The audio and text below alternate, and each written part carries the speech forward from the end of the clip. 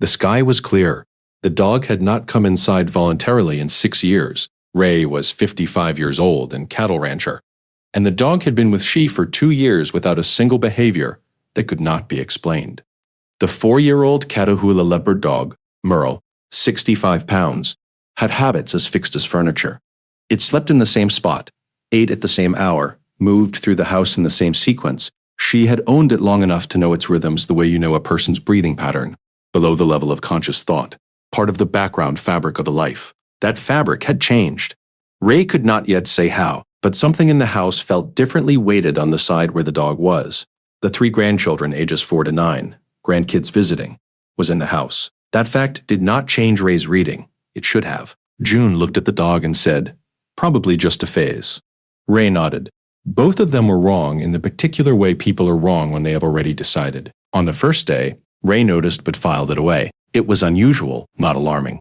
The dog had earned the benefit of the doubt over 2 years. On the second day, the behavior returned. More specific, same location or same body orientation or same object fixation. Ray applied a professional framework.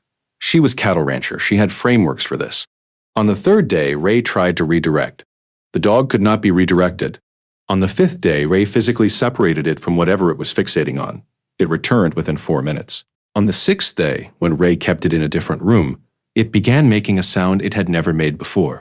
Not distress, not play, but something older and more deliberate.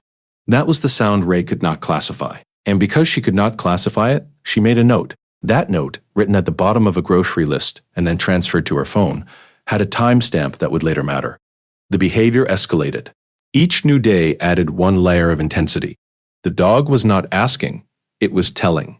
It had reached the limit of what its body could communicate, and it was using everything it had. Ray was certain about one thing. There was a rational explanation. There was always a rational explanation. She was cattle rancher. She had spent years building frameworks for precisely these moments, and the framework said, animals have anxiety responses. Animals have attention-seeking cycles. The framework was reliable. The framework had been right before. The framework was wrong. What the framework could not account for was the thing that had no visible symptom, no apparent trigger, no surface-level evidence that anything was wrong. What the dog was registering through the 60 million scent receptors in its nose, through the vibration sensitivity in its paws, through the biochemical literacy that had been built into that species over 40,000 years of living alongside human beings, was happening below the threshold of everything Ray had been trained to detect.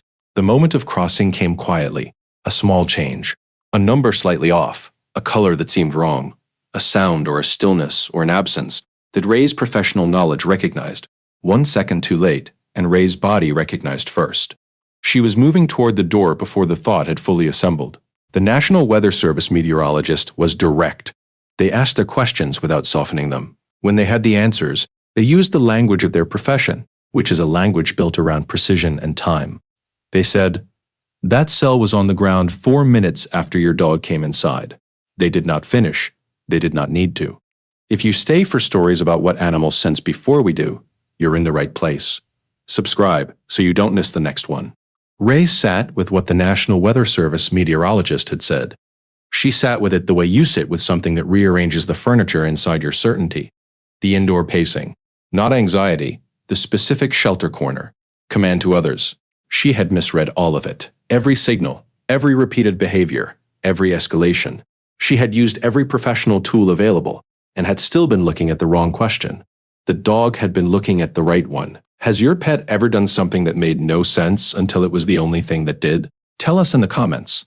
These stories deserve to be heard. The dog returned to its normal life within a week, its regular spot, its regular habits, its regular morning sequence through the house. No performance, no aftermath, just the quiet resumption of being exactly what it had always been. Ray watched it settle back into its routine and thought about the precision of what it had done. Not because it had understood the outcome. It had not understood the outcome. It had understood that something was wrong, and it had been physically incapable of stopping until someone else understood that too. If stories like this matter to you, subscribe so you never miss the next one. There is a kind of loyalty that does not require language or diagnosis or the ability to explain itself. It only requires that the animal keep pointing at the thing that matters, for as long as pointing takes, until someone finally looks.